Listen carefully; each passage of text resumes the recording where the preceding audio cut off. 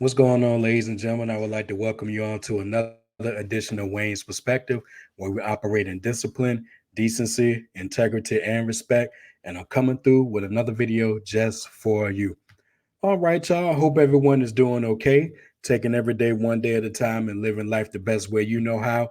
As for me, y'all know how I do. No major complaints over here. I'm doing just fine. And I'm also taking every day one day at a time and living life the best way I know how. Also, I want to share one more thing before we get into the topic of this video. Initially, I did this video on yesterday, which would have been July 22nd as of this recording, but I was not happy with how it came out.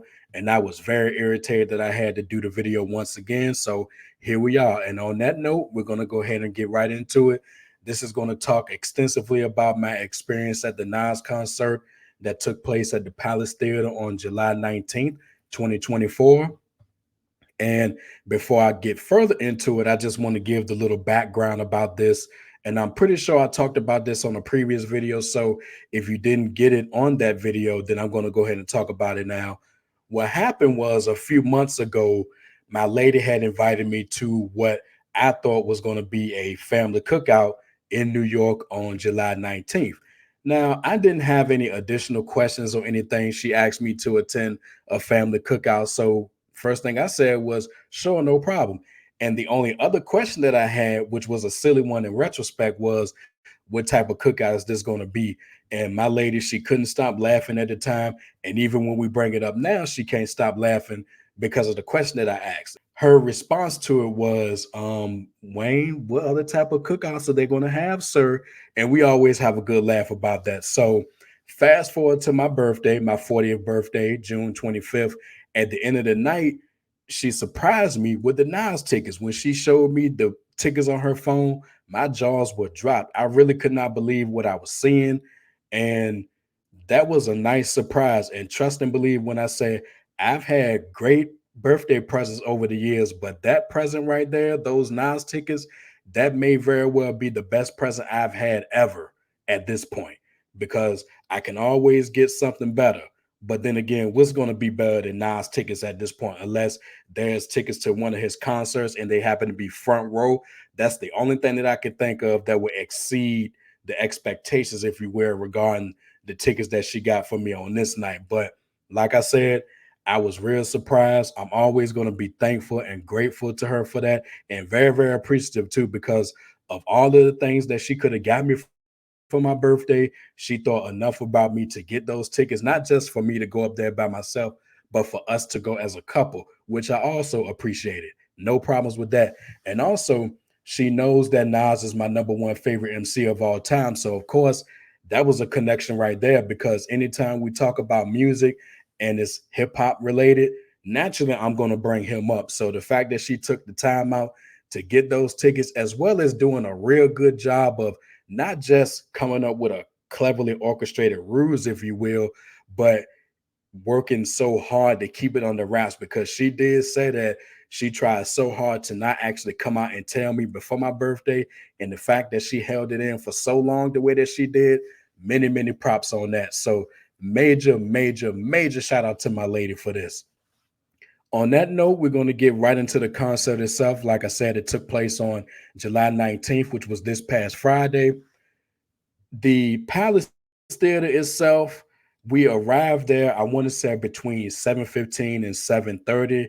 The concert itself started at 8 p.m. So of course, me being me, I wanted to get there as early as possible. And plus, the hotel that we stayed at, it was in walking distance of the palace itself, even though we took an Uber to get there, but that was more of a cautionary thing because we didn't know how traffic was going to be and everything like that. So we took an Uber there, which we got there in no time.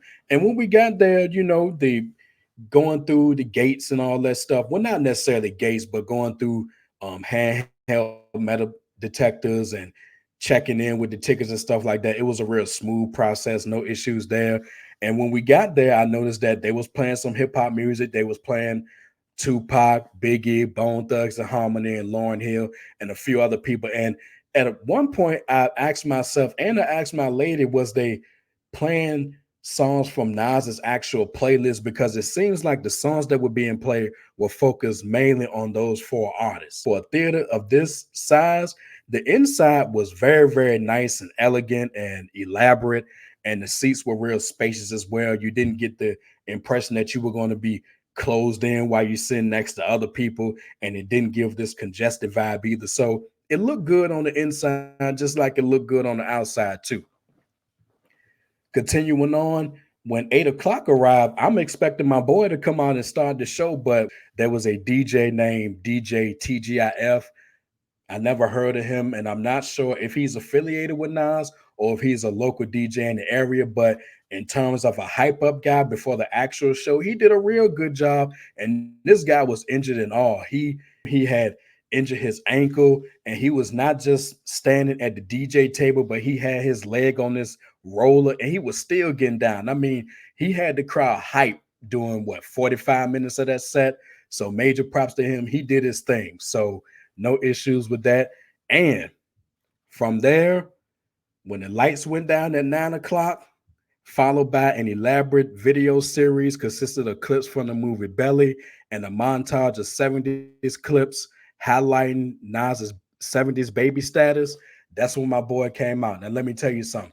He came out and was doing a rendition of Get Down from the Godson album.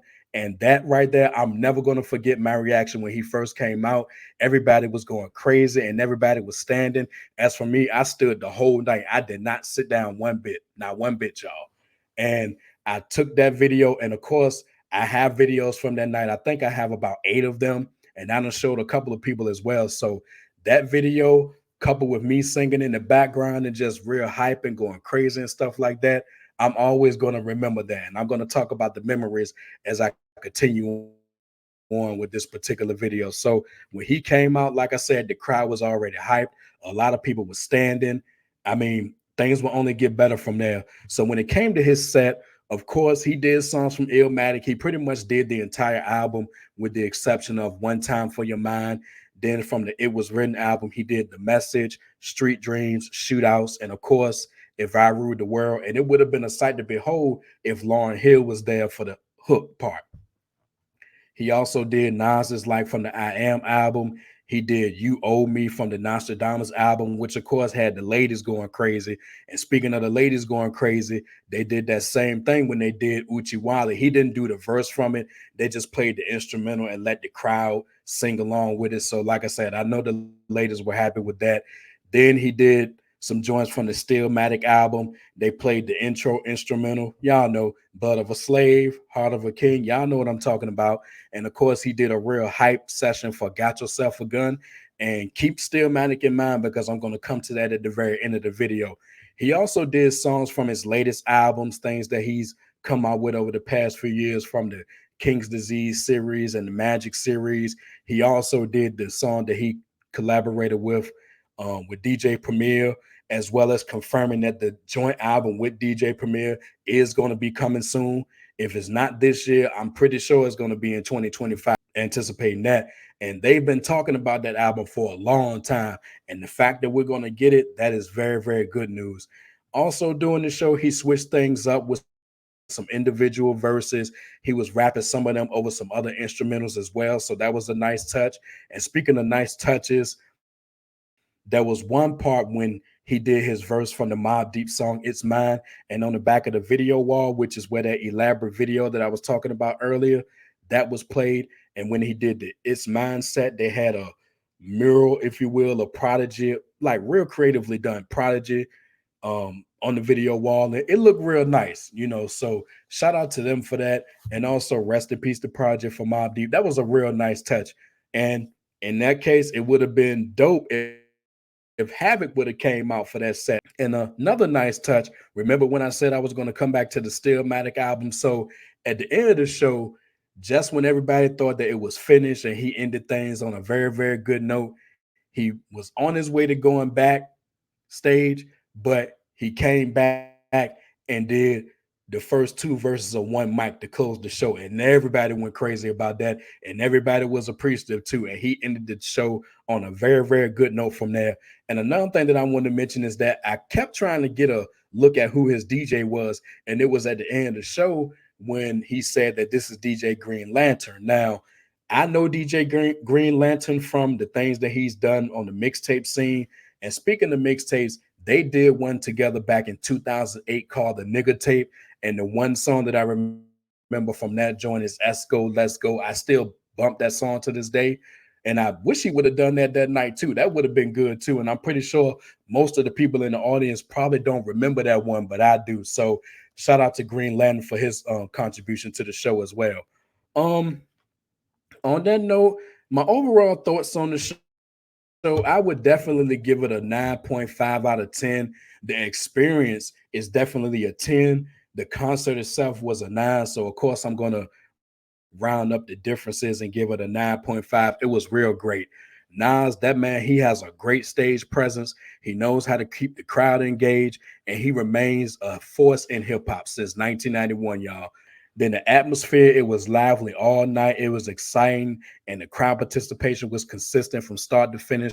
And like I said, me and my lady got back to the hotel. Now, my lady, she's more of a Jay-Z fan, but she still enjoyed bits and pieces of the show. And she really could not stop laughing at me when she saw me on my feet singing the words to every song that he sung and all of that. She enjoyed it.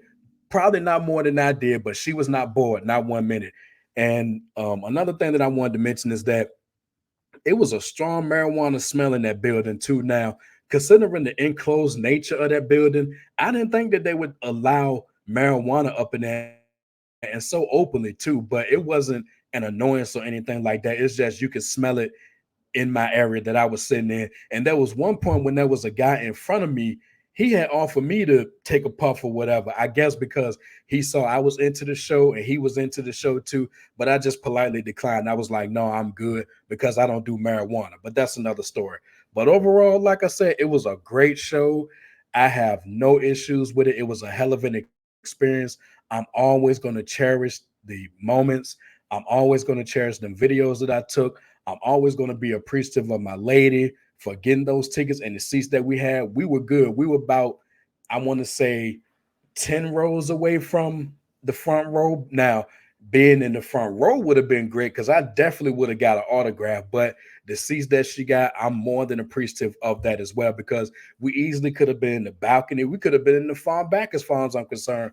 But no matter where we sat, I still would have appreciated because it was such a good experience. And I'm definitely going to look forward to seeing him again whenever he comes back to whether it's in Y or whether it's Virginia, my state, or somewhere close. I'm definitely going to see him again. Y'all can count on that. And last but not least, speaking of the Palace Theater, the Locks, Jadakiss, Styles P, and Sheik Luch, the D Block brothers, they're coming to the Palace Theater on November the 1st. So I'm already making noise about wanting to see them on that particular date. They're also coming to Reading, Pennsylvania on September the 27th. So I'm definitely going to make one of those shows. Which show is it going to be? I don't know, but we're going to see. If you follow me and you were in attendance for this show, let me know in the comments. Let me know overall what your thoughts were of the show itself. It'll be real interesting to see if any of my subscribers were in attendance as well. So, on that note, y'all, we come to the end of this video. Like I said, it was a great experience, one that I'm never going to forget. If you like what you heard and you're ready to become part of Team Discipline, go ahead and hit that like button and drop some comments if you're feeling the content. And last but not least, hit that subscribe button with the bell so you're notified when I drop new videos. And until next time, my people, take care of yourselves. And remember, moments we can't relive. And that's how I'm going to look at this Nas concert, y'all. Take care.